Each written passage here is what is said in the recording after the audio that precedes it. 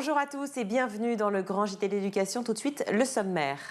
Comment inclure les élèves en situation de handicap à l'école? L'école peut-elle mieux faire? C'est en tout cas ce qu'estime la défenseure des droits. On en parle dans un instant avec nos invités. Nous serons également avec le cofondateur de Bookinou, une conteuse qui facilite l'apprentissage de la lecture aux enfants. Puis enfin, vous le savez, l'actualité est marquée par le décès de la reine Elisabeth II. Dans sa chronique Quoi de neuf sur les réseaux, Mickaël Dorian va vous compiler les réactions les plus marquantes. Mickaël Dorian qu'on retrouve tout de suite pour l'actualité en bref.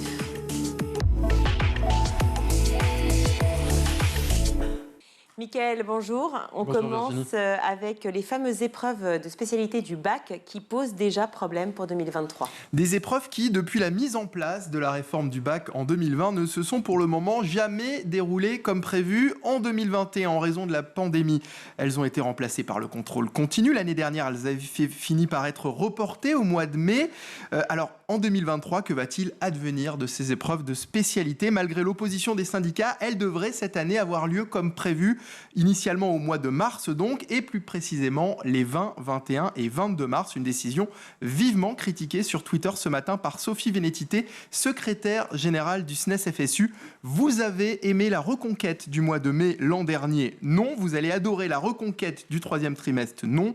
Décision ministérielle inconséquente qui balaye bon nombre de considérations pédagogiques avant, pendant et après les épreuves. Tweet donc de Sophie Vénétité, secrétaire générale du SNES-FSU. Dans l'actualité également, les demandes de bourse pour les collégiens et les lycéens. C'est le moment de constituer votre dossier, de déposer votre demande de bourse en ligne sur le portail Scolarité et Services. Vous avez pour ça jusqu'au 20 octobre, mais n'attendez pas le dernier moment et allez faire un tour. C'est un conseil sur le site du ministère de l'Éducation nationale. Vous allez retrouver toutes les infos, comment constituer votre dossier, les justificatifs à fournir et également un simulateur à noter, et c'est une bonne nouvelle, que pour aider les familles modestes à faire face aux conséquences de l'inflation, le gouvernement a revalorisé de 4% les bourses nationales de collège et de lycée, mais que les montants affichés par le simulateur ne prennent pas encore cette revalorisation. Certains l'avaient presque oublié, mais le Covid s'invite de nouveau à l'école. Oui, on l'avait tellement oublié que le protocole sanitaire est resté au même niveau qu'avant les vacances, c'est-à-dire sans aucune mesure de restriction. Et pourtant, depuis quelques jours, le nombre de cas positifs au Covid-19 augmente en France, et notamment dans les écoles. Alors que se passe-t-il lorsqu'un élève est testé positif dans une classe? Selon le protocole du ministère, cet enfant doit s'isoler et donc ne pas être emmené à l'école, et ce pendant 7 jours, 5 si un test antigénique ou PCR est effectué et est négatif. Pour les élèves de plus de 12 ans n'ayant pas de schéma vaccinal complet, néanmoins, les règles sont légèrement différentes. En cas de test positif, la période d'isolement est de 10 jours, 7 si le nouveau test est négatif à ce moment-là. Dans tous les cas, les classes ne ferment pas, même si un ou plusieurs cas détectés sont positifs. Mickaël, on parle beaucoup de la pénurie de profs depuis la rentrée, mais le manque de personnes ne concerne pas uniquement le primaire et le secondaire. Le secteur de la petite enfance est également touché. Oui, c'est un secteur qui souffre également, car de nombreuses crèches fonctionnent à flux tendu. Aujourd'hui, on évalue à 10 000 en moyenne le manque de personnel dans les différents établissements. Alors, comment pallier à ce problème? Xavier Ouvrard est président du réseau de crèches Babylou. Selon lui, une des solutions, c'est la formation. C'est pour cette raison qu'il a décidé d'ouvrir une école de puériculture. Écoutez-le. Il était interrogé chez nos confrères d'Europe 1. L'école Paul Strauss, qui est tout près d'ici, dans le 15e arrondissement à Paris, qui allait mal. Ça a été beaucoup de travail pour nous, pour la redresser et la mettre dans une dynamique différente. Aujourd'hui, c'est à peu près 150 professionnels qui sont diplômés chaque année d'un diplôme d'auxiliaire puéricultrice. Je tiens beaucoup à cet exemple-là parce que les entreprises demandent toujours plus à l'État. Il faut que l'État fasse plus pour notre métier, c'est une réalité, mais elles doivent prendre leur part. Et nous avons décidé d'investir dans ce secteur. On a perdu de l'argent. On a gagné le fait qu'on comprend ce que ça veut dire de former, de créer des modules, de développer des gens, d'avoir plus de ce qu'on appelle de la VAE, de la validation des acquis de l'expérience, qui permet de positionner des collaborateurs en place sur des niveaux de diplôme supérieurs. On a aujourd'hui chez Babylou des collaborateurs qui ont commencé agents de collectivité et qui sont directeurs de crèche. C'est possible. Mais pour ça, il faut avoir la compétence pour pouvoir l'assurer. Merci Mickaël pour ces infos. On vous retrouve tout à l'heure pour Quoi de neuf sur les réseaux. Comment mieux intégrer les élèves en situation de handicap à l'école? C'est la question du jour, on en parle tout de suite. Pour en parler, je suis ravie d'accueillir Sylviane Corbion. Bonjour. Bonjour. Vous êtes auteure et enseignante spécialisée auprès d'enfants en situation de handicap. Merci d'être là pour parler justement de ce sujet qui nous tient vraiment à cœur ici sur le Grand JT. Également Bruno Écart, bonjour. Bonjour. Vous êtes le président de la PEP en Côte d'Or, fédération donc de parents d'élèves. Merci mille fois aussi d'être avec nous. Voilà un vaste sujet. C'est un sujet toujours délicat, mais on va essayer de pouvoir être le plus explicite possible, de poser toutes les questions sur ce sujet qui évidemment est si important et qui touche tout le monde. Vraiment tout le monde, toutes les familles, qu'elles soient en situation de handicap ou pas, car on est tous touchés par cette situation. Le droit à l'éducation pour tous les enfants, quel que soit leur handicap, est un droit fondamental. Voilà ce qui est écrit sur le site de l'Éducation nationale. Est-ce qu'aujourd'hui, selon vous deux, la question est large, mais c'est voulu, est-ce que ce droit est respecté? Sylviane Corbion. Non. Parce qu'en fait, la France a ratifié des accords internationaux pour ce droit à l'éducation. Malheureusement, faute de moyens, au niveau matériel, au niveau humain, au niveau accessibilité, il y a encore des familles qui ne peuvent pas scolariser leurs enfants dans de bonnes conditions dans l'école du quartier. Pour vous, Bruno Eckart, le droit est respecté? Je suis tout à fait d'accord avec ce qui vient d'être dit et je voudrais rajouter que pour le coup, ce droit est loin d'être national et très déséquilibré, puisqu'on prend en compte le texte de loi qui est édité par l'Éducation nationale, oui, mais au finish, ce droit il est géré par les MDPH qui reconnaissent les droits des élèves handicapés avec des critères qui sont différents d'un département à un autre, qui ne sont pas appliqués de la même façon d'un département à un autre. Et pour terminer, certains élèves avec les mêmes pathologies et les mêmes problématiques n'auront pas les mêmes droits en fonction du département dans lequel ils résident. Évidemment, les MDPH, donc les maisons des personnes en situation de handicap. C'est ça, oui. Et ce sont effectivement les maisons qui recensent et qui permettent justement de pouvoir, par lesquelles on passe pour chaque famille, pour pouvoir justement demander à être prise en charge. C'est bien cela ? En fait, depuis la loi de 2005 sur le fait qu'on prenne en charge les enfants, qu'on scolarise les enfants, l'égalité des chances, qu'on scolarise les enfants dans les écoles, il faut savoir qu'il y a eu un tiers d'enfants en plus. Donc c'est énorme. Qui ont été scolarisés. On est passé maintenant à 400 000 enfants qui sont scolarisés. Le souci, c'est qu'il y a une recrudescence au niveau de la MDPH, donc de la Maison des handicapés, de demandes d'enfants qui ont des problèmes de comportement dans les écoles et qui ne relèvent pas forcément du handicap. Et alors pourquoi, dans ces cas-là, on fait appel justement à la MDPH ? Tout simplement parce que ça octroie une aide humaine, ce qu'on appelle une accompagnante d'élèves en situation de handicap, une AESH. Dans l'Éducation nationale, on aime beaucoup les sigles. Oui. Et donc, en fait, ce qui se passe, c'est qu'on fait beaucoup appel à ces AESH pour gérer dans les écoles des enfants qui ont de très gros problèmes de comportement et qui ne relèvent pas forcément du handicap. Et ça se fait au détriment d'enfants qui sont réellement handicapés et qui auraient vraiment besoin d'une aide. Et qui déjà, avant la hausse, justement, avant cette hausse du nombre d'enfants, effectivement, déjà, ces enfants-là n'étaient pas suffisamment accompagnés à l'école. Puisque le problème d'AESH n'est pas nouveau. Non, c'est pas du tout nouveau. En fait, il y a un rapport de Claire Hédon, Tout à fait, défenseur des droits. Voilà, défenseur des droits qui est sorti fin août, ça a été très médiatisé. Et qu'est-ce qu'elle dit ? Elle dit tout simplement que ces accompagnatrices qui sont sous-payées, elles sont payées 700 € par mois en moyenne, avec 2 semaines seulement de formation.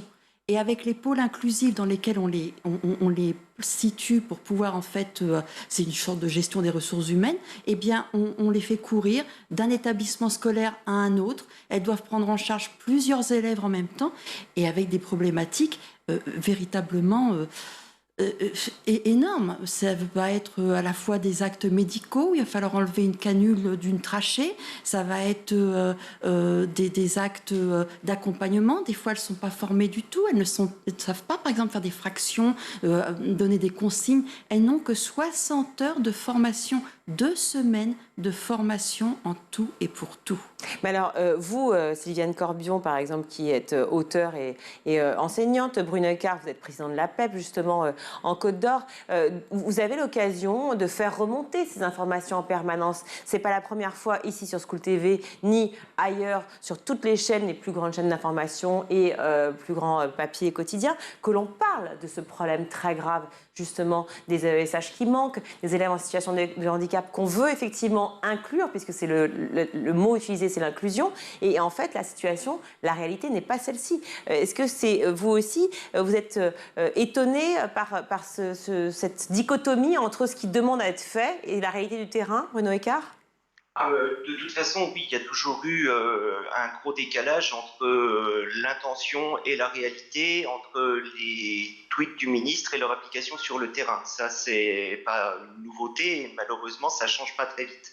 Qu'est-ce qu'on vous On dit? a cette problématique-là de moyens sur le terrain, que ce soit pour les AESH, effectivement, où on peine encore à en trouver. On a des enfants qui ne sont pas accompagnés et qui, tant qu'ils ne sont pas accompagnés, ne peuvent pas aller en cours, aller en classe normalement.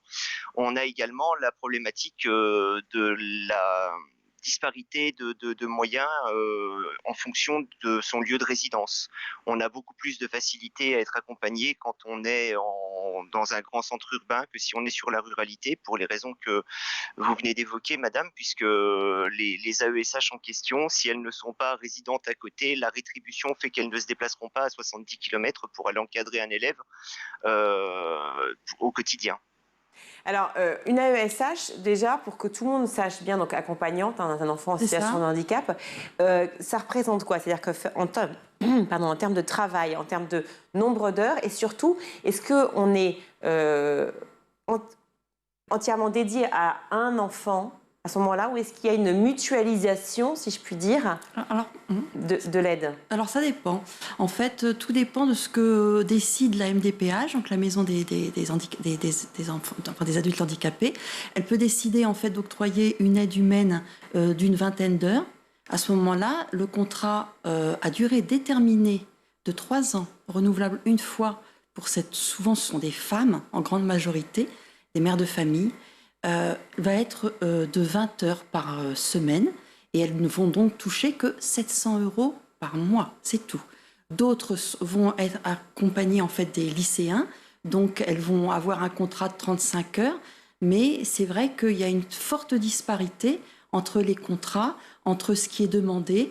De plus en plus, la MDPH demande une mutualisation, mais ça, il ne faut pas se leurrer, c'est juste pour que l'AESH s'occupe de plusieurs enfants à la fois. Elle ne sera pas mieux payée, en fait. Elle ne sera pas mieux payée, et le souci, c'est pour les enfants, parce que, bon, bien sûr, on parle depuis tout à l'heure des AESH, mais où est le bien-être de l'enfant? Où est la réussite scolaire? C'est bien de vouloir scolariser les enfants. Moi, je trouve ça formidable de pouvoir scolariser tous les enfants. Mais l'école inclusive, ça doit être avant tout la réussite et le bien-être des enfants à l'école. Alors justement, si c'est pour scolariser les enfants et qu'ils se retrouvent, moi je les appelle les exclus de l'intérieur.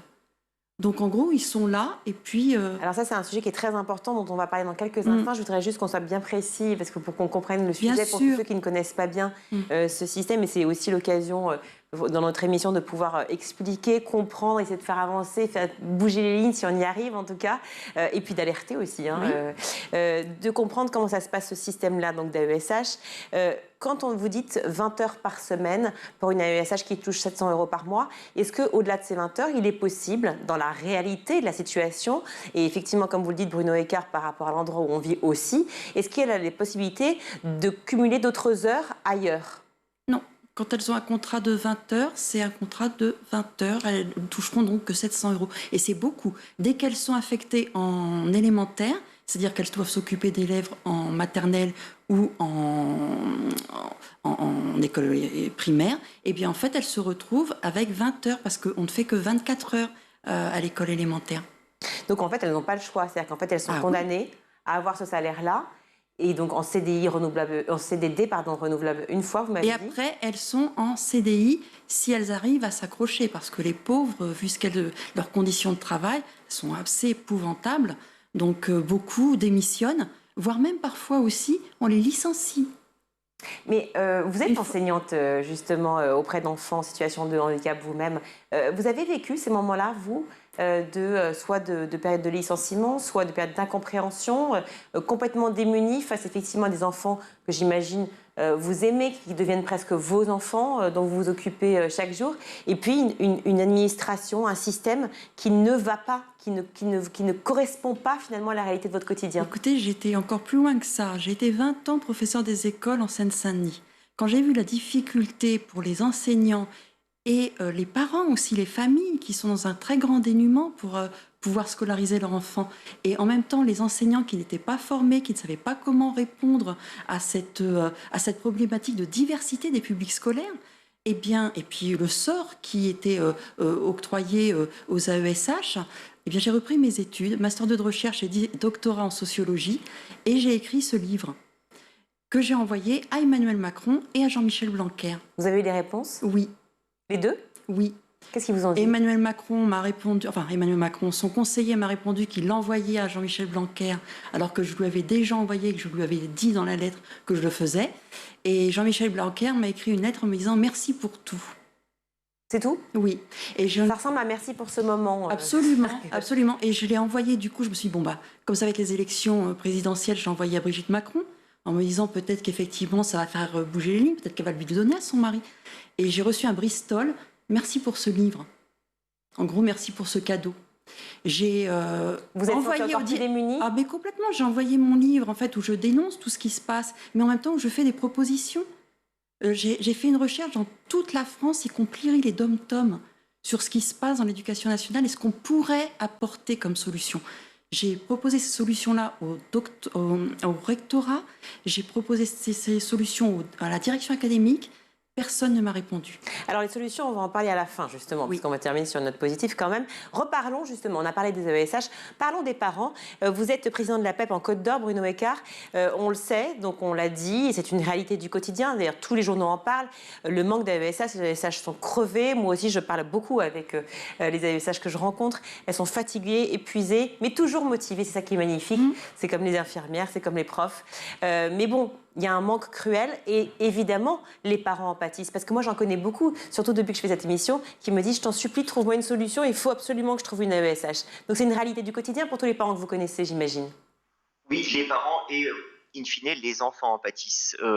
Qui plus est, parce que les AESH qui postulent, quand elles postulent pour être AESH, elles ne le font pas pour la rémunération. C'est vraiment, en général, c'est, je vais dire... une véritable volonté d'accompagner, sans même savoir d'ailleurs, parce que c'est un départ à l'aventure quand on postule pour être AESH, étant donné qu'on ne sait pas quel type d'élève on aura accompagné. Ça peut être un élève malentendant, ça peut être un élève avec des difficultés cognitives, ça peut être un élève avec des difficultés médicales. Je repense notamment à ce que disait Madame Voyon tout à l'heure pour la canule. Voilà, ce type d'opération, ça fait partie des choses qui peuvent arriver à une AESH sans qu'elle ne l'ait réellement anticipé. Et derrière, les familles sont, tout d'abord, elles doivent digérer le besoin de faire cette demande, cette démarche de reconnaissance de handicap, et c'est une des premières étapes pour lesquelles elles nous sollicitent en général. C'est pour savoir comment faire, comment procéder pour constituer le dossier administratif, pour obtenir cet AESH quand besoin est. Et c'est là qu'on commence de les accompagner. Pour certaines, on les accompagnait déjà avant, voire même on les a incités à faire une demande de reconnaissance de handicap, sans forcément leur dire qu'il faudrait peut-être une AESH, mais au moins qu'il fallait que le handicap soit reconnu pour que des aménagements soient proposés à l'enfant et qu'il puisse profiter pleinement de sa scolarité. Oui, mais alors, il y a deux choses qui se posent comme problème. C'est-à-dire que faire une demande, c'est très bien, mais est-ce qu'il se passe quelque chose derrière? Parce que je connais beaucoup de personnes qui ont presque eu recours à des avocats pour essayer de faire bouger les lignes. Et la deuxième chose, c'est que quand bien même ça marcherait, s'il n'y a pas suffisamment de AESH, qu'est-ce qu'on fait? On s'acharne et on a recours à un représentant de parents d'élèves ou défenseur des droits, à un médiateur académique, voire ultimement à un avocat, effectivement, pour obtenir cet AESH, en sachant, quoi qu'il arrive, que le nombre d'AESH disponibles est limité par une chose, le nombre de candidats qui postulent. Alors, vous le disiez tout à l'heure, justement, Sylviane Corbion, il y a deux écoles pour la prise en charge d'enfants en situation de handicap. Certains disent qu'il faut leur proposer un suivi absolument personnalisé et pourquoi pas des structures qui sont des structures spécialisées, voire même médicalisées. Et puis d'autres disent qu'au contraire, il faut absolument les inclure en milieu scolaire. De tout ce que j'ai lu dans les articles, tout dépend effectivement de l'handicap de l'enfant et de la manière dont il est traité. Qu'est-ce que vous en pensez? En fait, les structures spécialisées sont sous l'égide du ministère de la Santé, ce qui est une aberration, parce qu'ils ne peuvent pas venir former, ils ont beaucoup d'éducateurs spécialisés de plateformes médico-sociales, etc., qui pourraient venir former les AESH et les enseignants, et donc leur venir en aide. Mais comme ils sont sous l'égide du ministère de la Santé, ils ne peuvent pas venir dans les écoles. Et donc, il y a un premier problème. Ouais. Et puis, le deuxième problème aussi, c'est que dans les écoles, les enseignants voient ça très mal. L'idée qu'on prenne des enfants qui sont lourdement handicapés et qu'on les inclut dans les écoles parce qu'ils ont l'impression qu'on veut faire des économies sur leur dos et donc par la fermeture des établissements spécialisés. Mais on peut comprendre quand même, j'imagine, Bruno Eckart, l'idée de l'inclusion, justement, de se dire, mon enfant, même s'il a une situation de handicap, j'aimerais qu'il puisse être dans l'inclusion avec d'autres enfants, qu'il ait une vie tout à fait normale et que, effectivement, ça lui permette d'évoluer aussi avec d'autres enfants. Mais ça va plus loin que ça. C'est-à-dire qu'en fait, il y a les parents, en fait, quand ils doivent s'occuper d'un enfant à domicile, ne peuvent pas avoir de vie sociale ni de vie professionnelle. Et c'est beaucoup les mamans qui sont démunies et qui se retrouvent en fait à être obligées de rester à leur domicile plutôt que... Ils préfèrent effectivement mettre leur enfant dans l'école du quartier plutôt que dans un institut spécialisé qui se trouve au fin fond du département, ou alors le garder à la maison et donc l'empêchant d'avoir une vie sociale et professionnelle. Et donc, financièrement, ça a un coût aussi pour ces familles. Exactement. On parlait du coût, là, avec Sylviane Corbion et Bruno Eckart. C'est ce que vous avez aussi comme retour de la part des familles ? Oui, et non seulement on peut comprendre le besoin d'inclusion, mais surtout on doit le souhaiter. On doit souhaiter cette inclusion dès lors qu'un élève est en capacité de suivre une scolarité et qu'il ne faut que quelques aménagements du point de vue pédagogique, il est souhaitable de l'inclure. Voilà. Après, la question du coût, elle est extrêmement disparate, encore une fois, en fonction de votre territoire. Parce que quand vous êtes sur un territoire plus rural, vous n'avez pas le choix. Le professionnel de santé qui est en mesure de vous bilanter sur le secteur va faire foi. Et si malheureusement c'est un professionnel libéral, le bilan va vous coûter entre 450 et 700 €. Et là, les familles ont parfois besoin d'aide dès ce premier rendez-vous, dirons-nous, pour trouver les fonds nécessaires à la constitution d'un bilan. Et puis, effectivement, quand un enfant n'est pas scolarisé, quand un enfant n'est pas inclus, quand il ne dépend pas d'un centre médical de l'autre bout, au fin fond du département, voire même au fin fond de l'académie, quand le département est un peu plus démuni, ça a un coût systématique sur la famille et dans 80% des cas, c'est un coût pour le travail des mamans, qui sont celles qui se sacrifient pour rester à la maison et garder leurs enfants. Je vais grossir le trait volontairement, je reprends. C'est-à-dire qu'on prend sa voiture, on a un plein d'essence avec une inflation monumentale. Une fois qu'on est arrivé au bout de 70 km, parce qu'on est en ruralité justement dans une zone où c'est très compliqué de trouver un médecin, et qu'on a fait l'effort de tout lâcher, de tout gérer, parce qu'on a 1, 2, peut-être voire 3 enfants, mais un en l'occurrence est en situation de handicap, on arrive avec l'enfant, on a dépensé beaucoup d'argent pour ça, on a un bilan entre 450 et 700 € pour pouvoir à dépenser, plus ensuite le retour à la maison avec ce même argent dépensé avec la voiture, pour arriver dans une structure qui en fait souhaite vous accueillir, mais ne sait pas comment vous accueillir parce que finalement il n'y a pas de ESH et des profs qui ne sont pas formés. C'est ça le constat ? Et pour grossir encore le trait, pour alerter encore plus sur ce problème-là, il y a la question de la temporalité.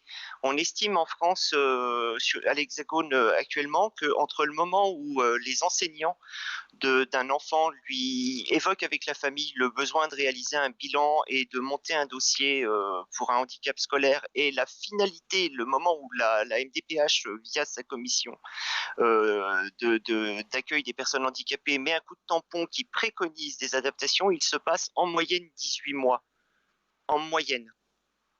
Vous parliez d'inclusion. Parce qu'il y a le temps d'obtenir un rendez-vous chez le premier spécialiste qui va vous donner rendez-vous pour ce bilan, le temps de la constitution de ce bilan, et un temps de traitement dans les CDAPH, donc les commissions départementales des personnes handicapées, qui peut être de 8 mois à 1 an, voire plus quand elles ont du retard. Ouais, on comprend très clairement la situation qui est dramatique et les familles qui explosent évidemment, et déjà nerveusement et psychologiquement c'est très difficile pour tout le monde. On reprend l'idée de l'inclusion, une question qui peut probablement vous déplaire, mais je la pose quand même, puisque je l'ai lu beaucoup. Le constat est très mitigé pour les enfants dont le champ mental est très atteint, car ces enfants qu'on a retirés en fait, des institutions médico-sociales et hospitalières pour les inclure justement dans le milieu ordinaire, je dis ordinaire dans le sens classique des écoles publiques, publique et privée classique, eh bien, a engendré souvent, enfin en tout cas c'est ce qu'on lit, un mal-être important finalement de ces élèves en situation de handicap, se sentant un peu en marge, peut-être par rapport aux autres enfants, et peut-être dans un frein aussi de l'apprentissage. Est-ce que c'est une réalité aussi que vous avez vécue, Sylviane Corbion? Je vais donner un exemple.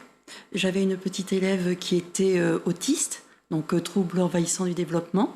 L'AESH ne savait pas comment il fallait la gérer et elle avait tendance à l'accompagner en la prenant dans ses bras. Or, il ne faut pas la toucher. Et elle en avait tellement assez d'être sursollicitée sans arrêt, elle a pris sa paire de ciseaux, l'a plantée dans la joue de l'AESH. Voilà. Donc, c'est pour vous dire qu'en fait, bien entendu, cet enfant après a été déscolarisé. Et puis évidemment le message qu'on va être traumatisé, mais qui bien souhaitait qu'aider et en fait qui n'a pas eu le bon geste parce que justement la formation manque. C'est exactement ça. Bon, vous me parlez de solutions parce qu'on va mettre un peu de positivisme dans cette idée. Vous en avez plusieurs, on n'a pas le temps de toutes les lister. J'aimerais une solution forte ou voire deux. Et de votre côté, Bruno, vous avez une petite 30 secondes pour réfléchir aussi. Voilà, Sylviane. Tout simplement, le modèle italien. Pionnier depuis 40 ans dans l'inclusion scolaire. Tous les enfants, y compris des enfants qui ont de très fortes déficiences, sont scolarisés dans les écoles. Mais pour ça, ils ont à chaque fois, ce sont des classes à pas plus de 20 élèves.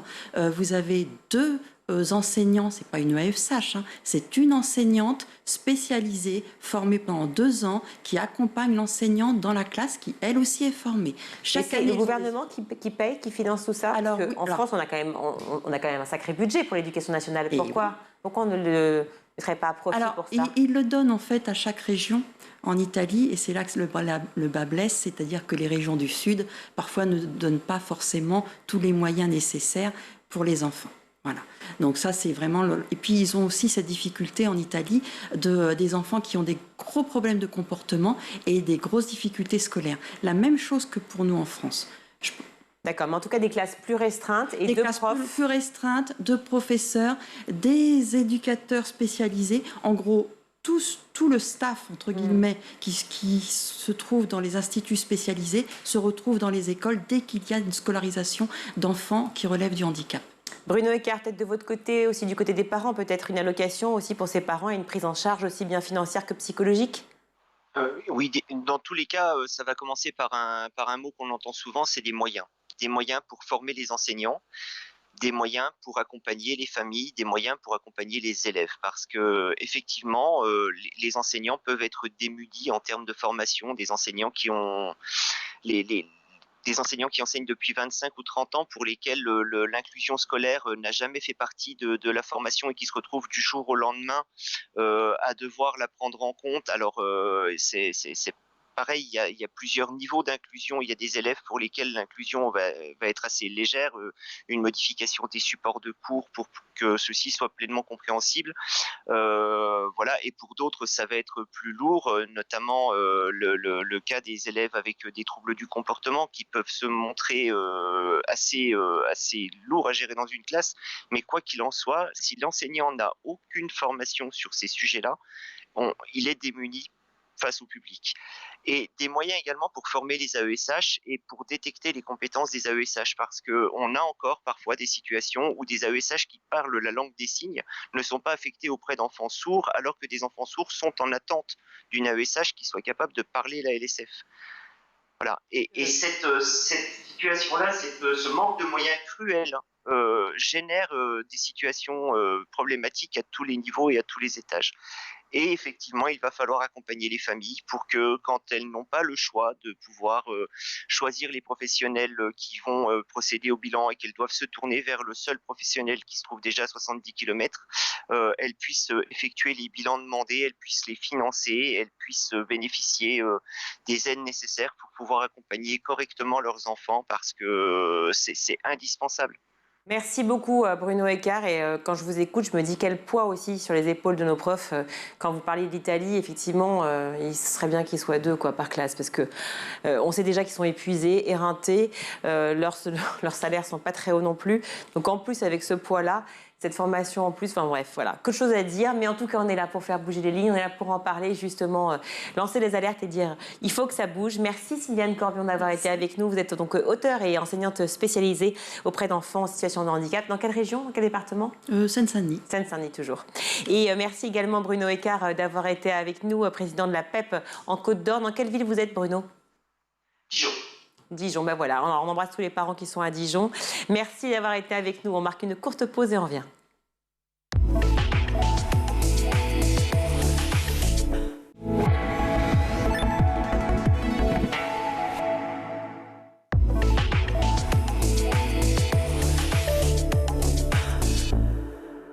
De retour sur le plateau du Grand JT, je suis ravie d'accueillir Vincent Günther. Bonjour. Vous êtes le cofondateur de Bookinou, un boîtier qui facilite la culture. Alors expliquez-nous concrètement, il y a un boîtier et un livre, comment ça se passe? Ouais, exactement. La lecture, plus précisément, c'est l'objectif qu'on s'est donné avec Guillaume, c'est d'encourager les enfants dans la lecture, de leur faciliter l'accès aux livres. Et donc, effectivement, on a créé un boîtier qui ressemble à ça, qui s'appelle Bookinou. Il y a également des contenus, des contenus pédagogiques et audio. Mais donc là, pareil, concrètement, il s'adresse à des enfants qui ont entre 3 et 7 ans, qui ne savent pas encore lire, et il lit les livres aux enfants pour les accompagner dans leur première lecture et leur faciliter la prise en main du livre et la découverte de leur histoire. Alors, ils lisent les livres, mais quels livres? Les livres qu'on télécharge, les livres que vous avez déjà téléchargés au départ, comment ça se passe? À quoi ils ont accès? Alors, en fait, ça fonctionne avec tous les livres. Il est assez simple d'utilisation. Il fonctionne, il y a des petites gommettes magiques qu'on colle derrière les livres, comme celle-ci là qui est toute rouge, et qui permettent de reconnaître le livre et de déclencher l'histoire audio qui correspond au livre. Donc, se pose la question d'où vient cette histoire audio. Et donc, pour ça, il y a une application mobile qui, elle, est pour les enseignants, pour les parents, pour les adultes, et qui permet soit de télécharger du contenu audio qui est proposé dans la bibliothèque, enregistré par des comédiens, ou soit d'enregistrer soi-même ses propres livres audio. Donc, concrètement, ça veut dire que pour n'importe quel livre que j'ai à la maison, que j'ai en librairie, à la bibliothèque, je peux enregistrer l'histoire, l'envoyer sur l'appareil, sur le boîtier, et lui attribuer une petite gommette, ça se fait très simplement dans l'application, pour que l'enfant, dès qu'il badge la gommette, l'histoire démarre et il puisse avoir son expérience de lecture, livre à la main, et écouter l'histoire au fur et à mesure qu'il feuillette les pages. Ça veut dire que, par exemple, si je pars, je veux enregistrer l'histoire de Pierre et le loup, par exemple, pour Michael Dorian qui est ici présent. Il est très triste quand je m'en vais. Et donc, du coup, il aura ma voix qui lui racontera l'histoire de Pierre et le loup?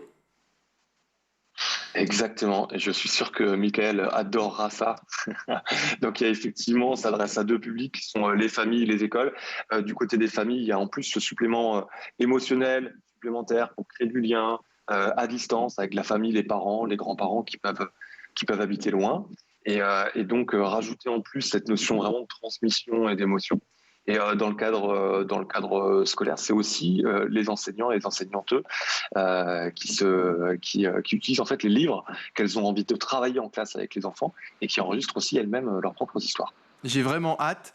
La question que la question que je voulais vous poser, Vincent Günther, en réalité, finalement, ce n'est pas donc l'appareil qui lit les livres. Ce sont les parents ou les enseignants qui enregistrent avec leur voix. Il n'y a pas de contenu pré-enregistré déjà à l'intérieur. Alors, il y a du contenu préenregistré pour pas que la boîte soit vide. Ce serait un peu déceptif pour les enfants. Donc, il y a des premières histoires qui sont enregistrées. Et on a un store que nous, on appelle une Bookitech, qui sont des contenus qui ont été enregistrés par des comédiens en studio, avec des ingé son, etc. Et qui là sont des contenus donc professionnels et qui sont payants. Donc chaque utilisateur a le choix entre créer soi-même ses propres contenus de manière gratuite, autonome, ils ont le choix, ou soit piocher dans la bibliothèque qu'on leur propose. Vous avez aussi, j'imagine, travaillé avec des enfants dits différents, c'est-à-dire par exemple dyslexiques, dysprasiques et autres. En quoi ça facilite leur apprentissage et justement leur voie vers la lecture? Ouais. En fait, on a toujours eu la volonté d'avoir un produit qui s'adresse à tous les publics, tous les enfants. C'est aussi pour ça qu'on s'est tourné vers les écoles, pour qu'il y ait cette approche universelle de la lecture, qu'elle soit accessible à tous. Ensuite, il y a aussi des cas plus spécifiques avec des besoins spécifiques. On parle des troubles 10, ça peut être également des enfants allophones. Et en fait, l'appareil, lui, s'adapte en fait à n'importe quel contenu, n'importe quel support. Récemment, on a intégré des contenus audio, là pour le coup dans la bibliothèque, d'un éditeur jeunesse qui s'appelle La Poule qui pond et qui édite des ouvrages qui s'adressent particulièrement aux enfants qui ont des troubles 10, donc avec tout un travail qui est fait au niveau de la calligraphie, du texte qui est écrit sur différentes pages pour faciliter la lecture des enfants.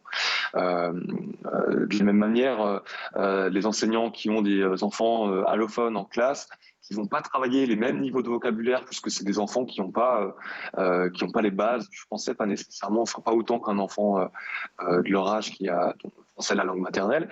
Et ben on va pouvoir travailler du vocabulaire ou des livres qui sont adaptés à leur niveau. Donc vraiment là c'est l'enseignant ou le parent qui adapte les lectures et les supports aux besoins de ses enfants, au niveau, à ses goûts également. Donc ça s'adapte à tout le monde, à tous les enfants. Ce que je trouve assez génial, c'est la facilité, quoi, parce qu'en fait, à poser juste un petit sticker, ce qui permet quand même de pouvoir flasher, c'est avec un flashcode, le boîtier, et pouvoir récupérer l'histoire, c'est fantastique. Vous avez créé le gang des maîtresses, ces institutrices qui sélectionnent les livres. Quels sont les critères justement de ces maîtresses? Comment elles choisissent? Elles font un peu comme elles veulent? On a écrit quelque part une charte de ce que nous on considère comme étant les livres qu'on a envie de proposer chez Bookinoo.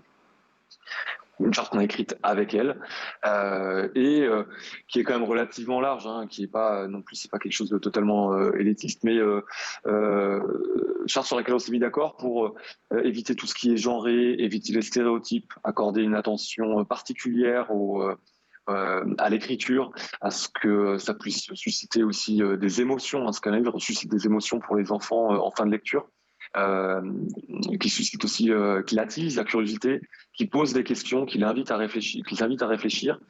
Donc c'est quelques-uns des critères qu'on s'est donnés pour sélectionner les livres. Donc effectivement, c'est ce gang des maîtresses. Aujourd'hui, il y a 5-6 enseignantes, en l'occurrence, c'est que des femmes, qui nous aident chaque mois à sélectionner les meilleurs livres, ouvrages, albums jeunesse de notre Bookitech pour les faire découvrir aux enfants. Comment est-ce que vous avez sélectionné ces enseignantes ? Ça s'est fait assez naturellement parce que depuis le début, vous imaginez bien, c'est le genre de projet qui est co-construit avec les enseignants. Donc on avait un pool quand même de dizaines d'enseignantes qui suivaient le projet, qui nous avaient aidé à le monter, qui l'avaient testé, les différentes fonctionnalités, etc.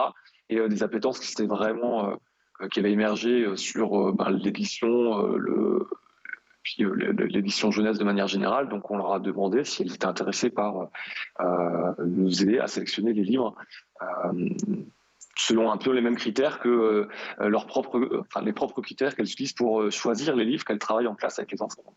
Vous pourriez élargir la communauté des passeurs de voix, justement, peut-être à des personnes connues, appréciées par les enfants, ou alors même des enfants eux-mêmes, ce serait possible, ça ? Alors oui, effectivement, ça c'est encore un autre projet qu'on a lancé début du mois de septembre, qui s'appelle Les Passeurs de Voix, qui est né, qui s'inspire directement d'un cas d'usage à la bibliothèque de Lyon, donc c'est là où on est installé nous. La responsable du département jeunesse avait réuni les parents plus enfants sur un atelier d'enregistrement d'histoire un samedi après-midi. Donc chaque enfant venait avec les parents, enregistrait en binôme ou juste le parent des histoires qui étaient étiquetées et toutes replacées dans un bac qui était lui-même étiqueté Les Passeurs de Voix. Et ces livres sont ensuite mis à disposition de tous les enfants du quartier qui viennent à la bibliothèque le mercredi après-midi pendant les vacances, qui peuvent réécouter des livres enregistrés par des parents, par des illustres anonymes. Donc en fait, cette histoire, on l'a trouvée vraiment géniale parce que c'est une affaire il y a un côté collaboratif très, très fort, de transmission, de partage d'histoire avec finalement des bénévoles qui donnent du temps pour offrir du temps de lecture à leurs enfants, mais aussi à tous les autres enfants. Et comme on l'a trouvé génial, on s'est approprié, on l'a proposé à toutes les écoles et bibliothèques de France de participer et de monter leurs propres ateliers passeurs de voix. Et est-ce qu'on ne pourrait pas imaginer finalement que les parents aussi qui enregistrent des histoires dans leur bookinou pour leurs enfants puissent partager leurs histoires avec d'autres parents, partager leurs enregistrements avec d'autres parents? Il y a des questions autour des droits quand même qui se posent, des droits d'auteur, de respect des droits des auteurs, des éditeurs. Donc tant qu'on travaille là par l'intermédiaire des bibliothèques et des écoles qui sont en possession du livre et qui est remis à disposition de la petite communauté qui est autour, ça fonctionne bien. Donc l'idée n'est pas la façon d'avoir une plateforme qui soit une plateforme nationale, une sorte de YouTube géant où tout le monde partage des choses, puis ça pourrait ne pas fonctionner, ne pas être respectueux justement de ces droits d'auteur. Donc on fonctionne plutôt en petite communauté locale pour garantir aussi que les gens aient le livre à disposition et utilisent le support du livre lors de l'écoute du livre. Ouais, merci beaucoup Vincent d'avoir partagé tout cela avec nous. Donc, vous êtes le cofondateur de Bookinou, cofondateur avec donc Guillaume, c'est ça, j'ai entendu tout à l'heure. Comment s'appelle votre associé? Exactement, c'est Guillaume Chanteloup. Voilà, pour quand même Ils m'ont associé avec pour le site. Ouais, vous faites bien. L'idée de Bookinou est née de lui et de sa femme qui est orthophoniste. Donc l'envie de donner goût à la lecture aux enfants. Merci mille fois. On va sur le site pour pouvoir justement acheter Bookinou. Comment on fait? Avec plaisir, c'est bookinou.com et il y a toutes les informations, qu'on soit enseignant ou famille, il y a différentes pages pour répondre aux questions et acquérir un Bookinou. Je vous en prie, mais je touche 10%, c'est pour ça. Je plaisante évidemment. Merci beaucoup Vincent Gunther d'avoir été avec nous. Je rappelle que vous êtes le cofondateur de Bookinou. Merci, à bientôt. Mickaël, c'est à vous. Oui, Pierre et le loup, j'attends votre histoire. Hein. Promis. Alors Mickaël, on parle beaucoup du décès de la reine Elisabeth II depuis la semaine dernière et notamment sur les réseaux sociaux. Et c'est bien normal, le contraire aurait été étonnant car c'est une page de l'histoire, Virginie, qui se tourne et même plus qu'une page. D'ailleurs, Elisabeth II qui s'en va, c'est un livre d'histoire tout entier qu'on peut ranger au placard avec ses 70 ans de règne. Et c'est pas pour rien que toutes les écoles de Grande-Bretagne seront fermées lundi, jour des funérailles. Rendez-vous compte, elle a connu tous les présidents français de la 4e et de la 5e République. Elle a nommé officiellement 15 premiers ministres. N'oubliez pas que 70 ans à la tête du royaume, c'est le deuxième plus long règne de l'histoire, derrière Louis XIV, qui lui a régné 72 ans et était pas loin de battre le record. Alors imaginez si Louis XIV était mort aujourd'hui, à l'heure de TikTok et d'Instagram, on ne parlerait forcément que de ça sur les réseaux sociaux du monde entier. Alors justement, revenons-en aux réseaux sociaux. Qu'est-ce qui s'est dit sur la reine? On peut dire que ce qui se passe en Grande-Bretagne inspire beaucoup les internautes sur Twitter, notamment sur Instagram. Je vous ai sélectionné quelques publications. C'est léger, jamais méchant. N'oublie pas que la famille royale est en deuil, mais c'est aussi une façon de détendre l'atmosphère. Et puis, il ne faut pas oublier que Charles a longtemps fait l'objet de caricatures. Et on commence justement avec une caricature du roi Charles III. Virginie, c'est pas encore la saison, mais est-ce que vous aimez la galette des rois? Oui, j'adore ça, mais j'en mange pas, je suis allergique au gluten. Ah oui. Bon, mais sinon, vous êtes plutôt frangipane, oui, frangipane. Je suis frangipane, ouais. Vous êtes plutôt frangipane. Bon, et ben Charles aussi, apparemment, regardez, Charles a eu la fève, ça y est, voilà, première publication qui a énormément tourné sur les réseaux. Autre post, toujours au sujet de Charles, qui accède donc au trône à 73 ans, ne l'oublions pas, ça aussi, ça a fait réagir. Amis chômeurs, ne perdez jamais espoir, à 73 ans, cet homme vient d'obtenir un travail. Dans le même esprit, il y a aussi ce tweet qui forcément nous a fait sourire, nous, à School TV, quand tu obtiens enfin ton premier vœu sur Parcoursup. C'est très drôle, j'aime beaucoup la photo d'ailleurs. On passe maintenant aux enfants de Charles, aux petits-enfants de la reine Elisabeth, donc Harry et William réunis pour cette triste occasion. Et cette photo largement partagée également sur Twitter et qui parlera à tous les couples qui se disputent lorsqu'ils vont chez Ikea. Voilà, quand tu sors d'Ikea et quand tu rentres dans Ikea. Voilà. Oh là là. Les couples ensemble à l'entrée, puis voilà, séparés à la sortie du magasin. Et alors, dans toute cette histoire, avez-vous pensé, Virginie, aux chiens de la reine? Bah oui, figurez-vous que j'y ai pensé, ouais. Bah oui, alors, racontez-moi. Les fameux corgis, c'est comme ça qu'on dit, de la reine Elisabeth II. Eh bien, en croire ce tweet, ils ont été retrouvés chez nous, menacés d'être enterrés vivants avec leur maîtresse. Les chiens de la reine viennent d'atterrir à Roissy. Ils demandent l'asile politique à la France. Les pauvres. Voilà. Une autre, celle-ci va vous faire beaucoup rire. On a retrouvé une rare photo d'Elisabeth II enfant dans les bras de Michel Drucker. Michel Drucker qu'on embrasse, qui est quand même le king, hein, c'est le boss de la télé. Ça, lui, c'est le king clairement le boss de la télé. Et effectivement, il a enterré la reine Elisabeth. Et puis pour finir, on va revenir à Charles avec une séquence qui n'est pas une caricature cette fois, mais qui depuis hier fait le tour des réseaux sociaux. On y voit Charles III perdre son sang-froid. Pour quelle raison d'après vous? À cause d'un stylo qui lui a fui sur les doigts. Regardez, ça s'est passé mardi alors qu'il était en visite à Belfast en Irlande du Nord. Le monarque avait quelques documents à signer. Il va falloir qu'il s'y habitue, c'est son job désormais. Quand tout à coup, regardez. Is it September 12? 13, sir. Oh God, I'm wrong date. 13? Yes, sir. You saw 12 earlier. Oh no, I'm something 10. Oh God, I hate this. Oh look, it's going everywhere. Hang on. So nobody got wrong. Oh look, it's everywhere. Come on, this bloody thing. I do. Everyone's stinking. Alors cette scène est quand même magique parce qu'au final il est tellement énervé, vous avez remarqué, il s'en va et il ne signe même pas les documents, c'est-à-dire il laisse Camilla signer à sa place.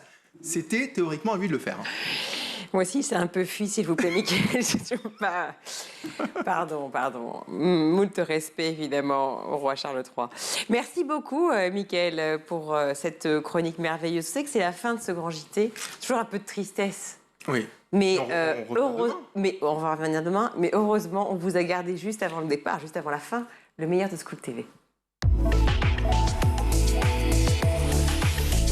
Heure de la récré, vous nous emmenez dans un endroit que logiquement tous les enfants connaissent. Mais oui, si je vous chante tin tin tin tin tin tin tin ta-ra-ta-ta-ta.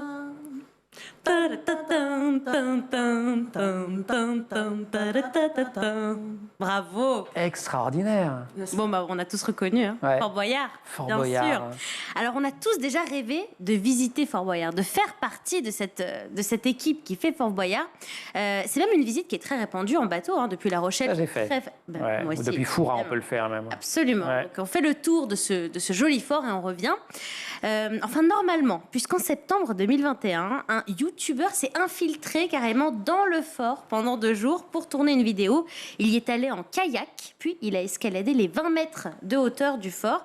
Ce YouTuber, il s'appelle Max von Croft. D'accord, c'est pas un conseil qu'on est en train de donner à celles et ceux qui nous regardent, c'est interdit. C'est totalement Verboten, interdit. Forbidden, tout ça. Absolument, ne Ok. le refaites pas. Et Voilà. en fait, je vous en C'est parle interdit. aujourd'hui parce que aujourd'hui, en fait, a lieu son procès. C'est tout à l'heure. Ah bah oui, bah voilà, il s'est Puisque- fait prendre ce monsieur. Voilà, Ah bah, parce ça que lui la apprendra. production a porté plainte Eh ouais. à la suite de cette intrusion. Alors, il risque, c'est très sérieux quand même, jusqu'à 1 an de prison ferme et une amende de 15 000 €. Alors pourquoi il l'a fait en dehors du défi? Alors, on peut un peu comprendre. Il voulait visiter le fort, Certes. en dévoiler les secrets. Et franchement, j'avoue que c'est plutôt bien réussi. Déjà, la vidéo est toujours en ligne. Elle a fait plus de 600 000 vues.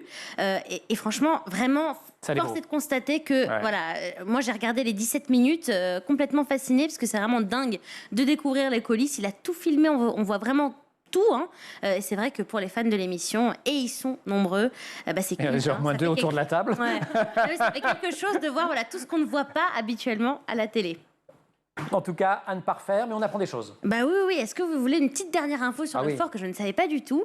Je savais pas que en fait l'émission avait été adaptée dans 30 autres pays et ils viennent tous tourner dans le fort en France. Et alors typiquement dans la salle des boyards, vous savez, à la fin où on récolte les boyards, ils changent systématiquement l'alphabet pour que les joueurs puissent inscrire le mot code. Ah bah oui. Que les boyards tombent. Ouais. Et alors c'est là que c'est marrant. Par exemple, au Royaume-Uni, le père Fouras, il s'appelle The Professor. Logique. En Espagne, Pasmuraï, c'est Gorgorito. Quel accent. Et en Grèce, merci. Et en Grèce, Felindra, vous savez, Felindra, tête de tigre, c'est Carmen. Et la Carmen. Voilà. Merci beaucoup. Muchas gracias. Thank you very much. Vous De nous faites nada. un petit coup de générique? Tan, tan, tan, tan, tan, tan, tan, Ok. tan. Christina disait, Kim, que quand on travaille dans l'immobilier, on n'est jamais au chômage. Est-ce que cet aspect-là, là aussi, t'a d'une certaine manière motivé? Bien sûr, c'est vrai que c'est un milieu qu'on sait qui ne va pas forcément changer. Contrairement à, par exemple, quand je faisais mon DUT technique de commercialisation, Ouais. beaucoup de personnes allaient s'orienter vers du marketing digital. Mais ça, c'est quelque chose qui évolue énormément avec le temps. Enfin, les méthodes de consommation changent et de communication aussi. Et pas l'immobilier? Alors ça change aussi, mais au final, une maison, ça reste une maison et l'habitation reste toujours la même. Et la location aussi, ouais. C'est ça. Et moi, c'est quelque chose qui m'a un petit peu plus intéressé. C'est quelque chose d'ancré, de plus fixe. Ouais, non, je suis d'accord, le produit reste là. Maintenant, on ne sera jamais au chômage. Il y a beaucoup de précarité en quelque sorte, parce qu'il y a beaucoup maintenant de personnes qui sont en auto-entrepreneurs. Ça peut être aussi délicat. Beaucoup de jeunes voient ça comme c'est super, je vais être autonome, je visite des appartes, c'est super. Il y a beaucoup de prospection quand même. Et puis, il y a beaucoup d'agents qui sont rémunérés à la commission. Donc, il faut effectivement des bons talents de négociateurs. Mais c'est pour ces raisons que vous pensez que les jeunes sont attirés par ce métier, par ce secteur de l'immobilier? Oui, j'en vois beaucoup qui sont attirés. Alors, soit comme Kim, parce qu'il aime la transaction, il ne veut pas le dire, mais c'est vrai, il y a quand même une appétence pour... on gagne de l'argent quand même. On peut gagner de l'argent. On peut gagner de l'argent dans l'immobilier. C'est bien, c'est super. D'autres vont y aller parce qu'ils voient vraiment ça comme un métier de liberté, où on est sur le terrain. On visite, on fait visiter. Et à ces jeunes-là, moi, je leur dis tout ça, attention, parce qu'il y a aussi un vrai aspect de prospection. Il n'y a pas que visiter des appartements ou des maisons qui sont en vente, mais aller chercher. Donc cet aspect-là, ils l'oublient souvent. Et d'après toi, cette attractivité du secteur, je ne vais pas dire du métier, du secteur, il est récent ou ça a toujours été un peu comme ça? Ou là, il y a quand même un petit effet mode. Il y a un petit effet de mode. On a quand même vu pendant, je ne sais pas si vous avez remarqué, mais pendant le Covid, alors plein de commerces fermaient, mais alors les agences immobilières ouvraient à la place. Ah bah là. Donc ça, c'est vrai que ça n'arrêtera pas. Il y aura toujours, qui m'a raison, de la transaction. Des gens qui achèteront, vendront, de la rénovation, de la gestion, comme les métiers de syndic également. Ouais. Il y a du travail. Maintenant, c'est vrai qu'il faut y trouver sa place. Donc, il faut aimer les relations humaines. Soit comme en étant en gestion... Il faut être aussi solidement formé, j'imagine. Il faut être solidement formé, connaître le droit. Ne savent pas. Oui. Le droit. Oui, le droit, c'est vrai, des notions juridiques, quand même, pour être bon après. C'est là où on peut sortir son épingle du jeu. Il y en a plein qui peuvent se lancer dans l'immobilier. Moi, j'en connais sans avoir fait d'études. Après, ils vont acquérir aussi... Et est-ce qu'il faut forcément aimer les chiffres pour travailler dans ce secteur ? Être bon en mathématiques. Pas en mathématiques, mais il faut aimer la négo. Ouais. Parce qu'il faut être bon, il faut avoir, je dirais, c'est ça, cette main de fer dans un gant de velours. Et il faut être très bon en relations humaines. Relier Paris à New York en 30 minutes. Los Angeles à Shanghai en 36 minutes. Ou encore, tiens, Sydney-Zurich, pourquoi pas, en 50 minutes. Vous en rêviez? Eh bien, SpaceX prévoit de le faire d'ici 5 ans. L'entreprise américaine plonge sur des vols intercontinentaux en fusée. Messieurs, est-ce que vous serez les premiers à bord en 2027? Stéphane Zibi. Deuxième. Ça, je laisse Guillaume d'abord y aller. C'est sympa. Et après, il me dit ça va, okay. J'irai peut-être. Non, mais les chiffres sont impressionnants. La durée d'ici 5 ans, c'est demain. Ça paraît incroyable. En fait, non, j'ai repensé en lisant cette news au moment du Concorde. Parce que c'était la première fois où on avait une innovation qui était forte, qui était quand même 4h30 pour aller Paris-New York, et qui n'existait plus aujourd'hui. Maintenant, pour Paris-New York, c'est toujours 7h ou 8h, ça dépend si on va dans un sens ou dans l'autre. Et c'est la première fois qu'on avait une régression dans l'innovation et qu'on n'avait pas compensé cela. Donc là, c'est la première fois qu'il y a quelque chose qui pourrait compenser, potentiellement. C'est des chiffres énormes. Ça pourrait donner envie de voyager. Par contre, après, au niveau du climat, je ne sais pas si c'est une bonne idée, mais après, ça, c'est... Seuls 20% des enfants autistes vont à l'école, 100% en Italie, 80% en Angleterre. Oui, tout à fait. Donc ça veut bien dire que c'est possible. Donc c'est possible et c'est sûr qu'il y a un grand problème. Alors je ne pense pas que tous les enfants avec autisme doivent aller à l'école. J'entends par là que mon petit garçon, par exemple, qui ne parle pas, comme je le disais, qui n'est pas à même de communiquer avec d'autres enfants, qui a beaucoup de mal dès qu'il y a du bruit, donc la cantine serait un enfer pour lui, une cour de récré serait un enfer pour lui, puisque sensoriellement, il ne peut pas supporter cette présence et ce bruit. Donc certains enfants, ils ont besoin d'un environnement protégé. C'est certain. Mais d'autres, et une bonne partie, et sans doute la majorité des enfants, ils ont leur place à l'école. C'est juste que l'école française, c'est une école de la performance. C'est une école élitiste. Je pense que ce n'est pas un sujet... Enfin, c'est pas un scoop que je dévoile ici. Non. Voilà. Et d'ailleurs, je dirais que, ironiquement, mon mari, moi, mes parents, on est des très très bons représentants de la méritocratie républicaine, dans le sens où on a fait plein de belles études, des beaux diplômes. On est passé par Louis le Grand, Henri IV, Louis. Ma mère était à Polytechnique, mon père Centrale, traumatisé de ne pas avoir eu Polytechnique. Donc mon mari, il est normalien, agrégé, docteur. Bon, moi, j'ai fait que Sciences Po Paris. Que Sciences Po Paris pour mon mari, c'est l'équivalent, je cite, de pas grand-chose. Mais le trauma est peut-être là. Il est évident, si vous voulez, que voilà, on avait été élevé dans l'idée que voilà, quand on veut, en effet, on peut. Et je pense qu'avoir un enfant comme Paul, avoir un enfant dont on voit que ses capacités, quoi qu'on fasse, il peut progresser, mais il a 18 mois d'âge mental. Il aura peut-être, allez, maximum 2 ans d'âge mental sur certaines de ses capacités. Eh bien, on se rend compte alors que la méritocratie républicaine, en fait, ce ne sont que des oripeaux. C'est une machine à massacrer, ouais. En fait, ce sont que les oripeaux d'un darwinisme sans foi ni loi. Ouais. C'est-à-dire que si vous avez les capacités, si jamais... Vous pouvez être différent d'ailleurs.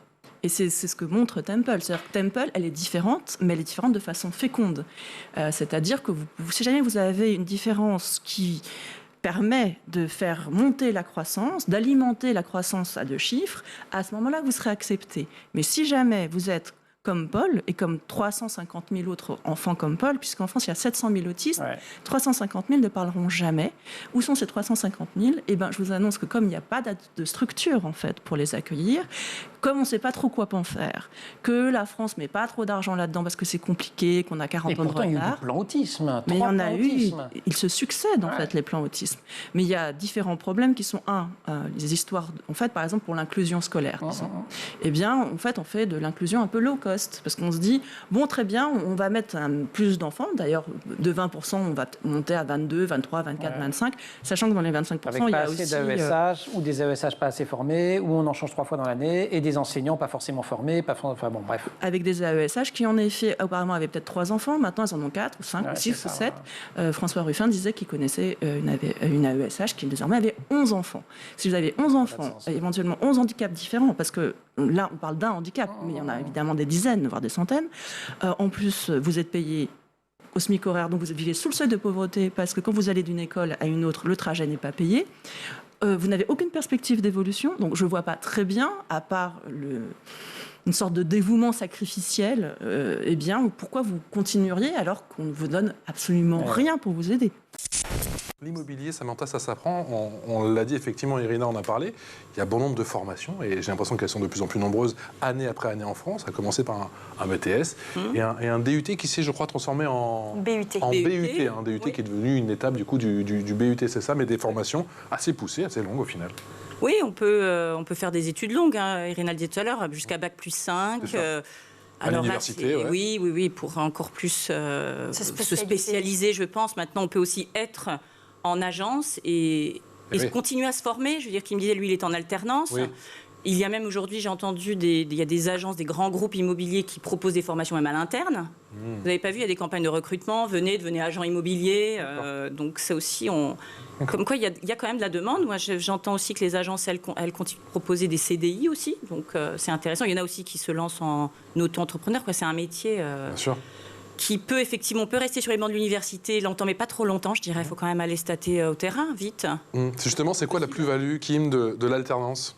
C'est d'apprendre, c'est vraiment de mettre en comparaison ce qu'on apprend de manière théorique et de faire tout de suite après quand on va au travail, en fait. Tout simplement, là, moi, j'ai pas encore commencé l'école, comme je vous disais, donc c'est pour ça que je vous parle plus de mon DUT que de ma formation en immobilier. Ouais.